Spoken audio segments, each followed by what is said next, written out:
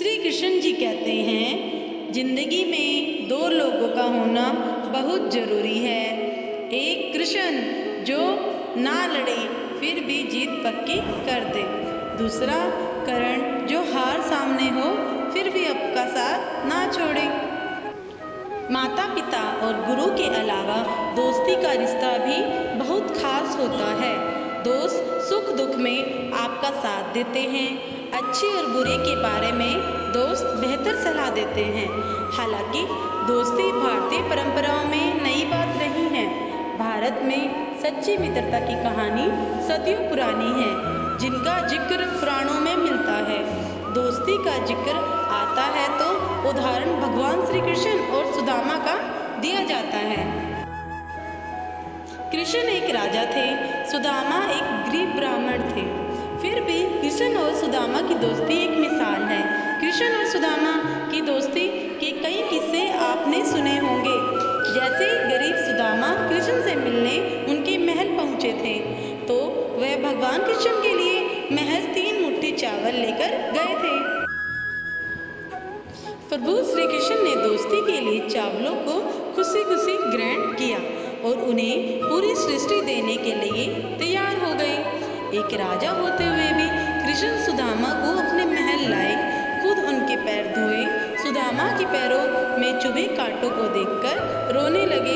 ये सारी कहानियाँ बचपन से बच्चों को दादी नानी सुनाती आ रही हैं। पुराणों में इन कहानियों का सच बताया गया है।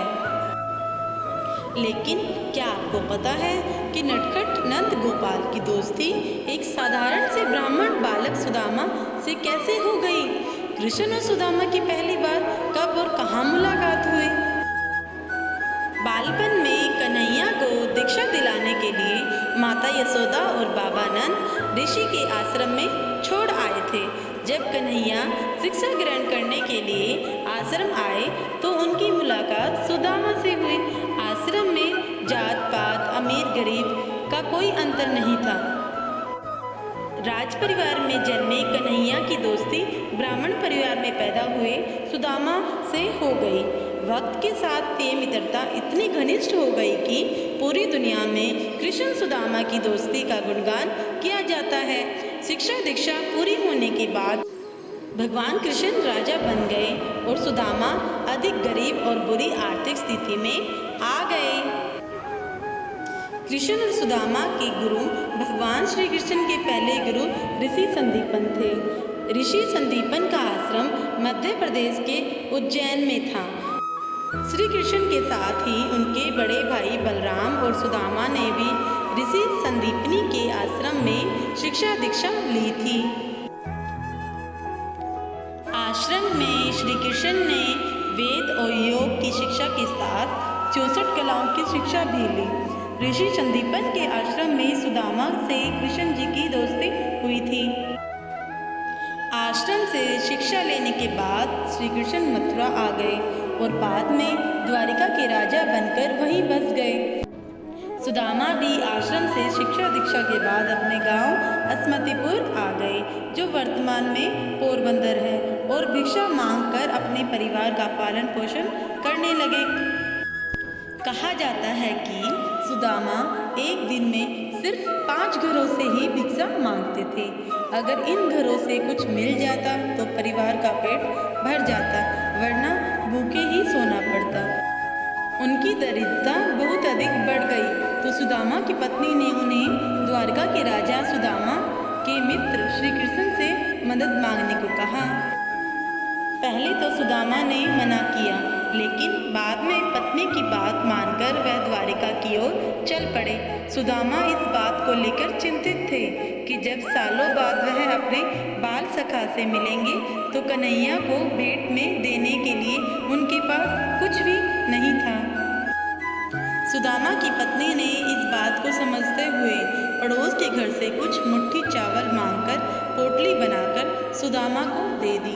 जब वह नंगे पग और तन ढकने के लिए फटी धोती पहन कृष्ण के महल के सामने आए और द्वारपाल से कहा कि वह केशव के मित्र हैं, तो हर कोई उन पर हंसने लगा। लेकिन सुदामा ने द्वारपाल से श्री कृष्ण के समक्ष उनका संदेश ले जाने के लिए विनती की। जब द्वारपाल महाराज कृष्ण के पास पहुंचा और सारी बात बताई तो भगवान एक पल में समझ गए कि उनके बचपन का मित्र उनसे मिलने आया है। बिना मुकुट लगाए नंगे पैर सुदामा से मिलने पहुंचे और उन्हें देखकर गले लगा लिया। दो मित्र सालों बाद एक राजा और गरीब ब्राह्मण के रूप में एक दूसरे से मिले, लेकिन उनके दिल में एक दूसरे के लिए असीम स्नेह था। कृष्ण सुदामा को अपने महल ले गए और उनके पैरों को खुद अपने हाथों से धोने लगे। नंगे पैर होने के कारण सुदामा के पैरों में कांटे चुभे थे। भगवान श्री कृष्ण यह देखकर रोने लगे। फिर कन्हैया ने अपने बाल सखा से पूछा कि मेरे लिए क्या भेंट लाए हो? तो पहले सुदामा ने संकोच किया कि एक राजा को कुछ मुट्ठी चावल किस मुंह से दे, लेकिन कृष्ण जी के हट करने पर उन्होंने चावल की पोटली कन्हैया को पकड़ा दी। यशोदानंदन ने भी उन कच्चे चावलों को बड़े स्वाद से खाया, जैसे उससे बेहतर कुछ हो ही नहीं। ऐसी थी कृष्ण और सुदामा की मित्रता।